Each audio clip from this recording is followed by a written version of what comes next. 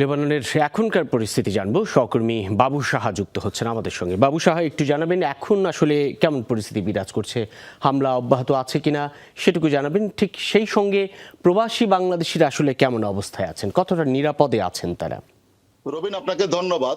এই মুহূর্তে লেবাননের পরিস্থিতি খুবই ভয়াবহ।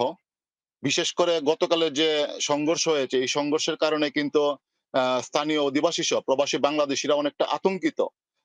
যদিও এই মুহূর্তে গতকাল থেকে যে লেবাননের দক্ষিণ থেকে যে মহাসড়কটি বৈরুতের সাথে যুক্ত হয়েছে, সেই মহাসড়কে কিন্তু প্রচুর ট্রাফিক জ্যাম। এবং এই ট্রাফিক জ্যাম গতকাল থেকে আজ পর্যন্ত কিন্তু এখন স্থানীয় সময়ে দুপুর ১:৩০ বাজে। তারপরে কিন্তু এই ট্রাফিক জ্যামে পড়ে অনেকেই কিন্তু বৈরুতে ঢুকতে পারছে না। পাশাপাশি যে জুনুব এলাকা অর্থাৎ দক্ষিণ প্রান্তে যে এলাকাগুলিতে আক্রমণ হয়েছে, সেই এলাকাগুলোতে কিন্তু প্রচুর বাংলাদেশী সেখানে থাকে এবং তারাও কিন্তু এক ধরনের আতঙ্কিত হয়ে ওই এলাকা ছেড়ে এখন বৈরুতের দিকে আস্তে আস্তে তারা ধাবিত হচ্ছে। ওয়ালটন টেলিভিশন মাত্র 25,490 টাকায় পাচ্ছেন গুগল টিভি। কিন্তু এই ট্রাফিক জ্যামের কারণে তারা এখনো বৈরুতে অনেকেই পৌঁছতে পেরেছে, অনেকেই পারে নাই। তবে অনেকেই অপেক্ষায় আছে বৈরুতে আসার জন্য। এদিকে বাংলাদেশ দূতাবাস তারা এই দেশের বিভিন্ন এনজিওর সাথে সমন্বয় করে বিভিন্ন শরণার্থী শিবিরে প্রবাসী বাংলাদেশীদের যা নিরাপদে ওই শরণার্থী শিবিরগুলোতে যাওয়ার জন্য তারা বিভিন্নভাবে তারা পরামর্শ দান করছে। পাশাপাশি কমিউনিটির সাথেও তারা কিন্তু যোগাযোগ অব্যাহত রেখেছে। এবং আপনারা জানেন যে বাংলাদেশ দূতাবাস এই অস্থিতিশীল পরিস্থিতির কারণে তারা দূতাবাস অনির্দিষ্টকালের জন্য বন্ধ রেখেছে।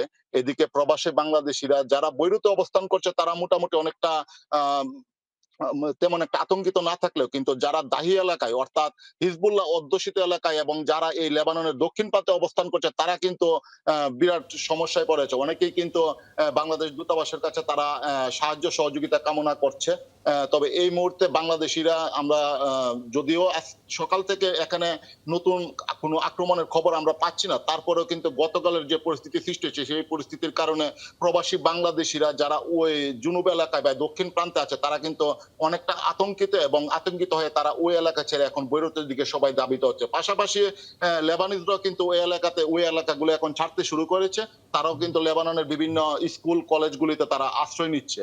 এদিকে লেবাননের যে এয়ারপোর্ট রয়েছে সেই এয়ারপোর্টে কিন্তু সকল ধরনের ফ্লাইটগুলো ক্যান্সেল হয়ে গিয়েছে এবং এয়ারপোর্টটি মোটামুটি জনমানব শূন্য বললেই চলে।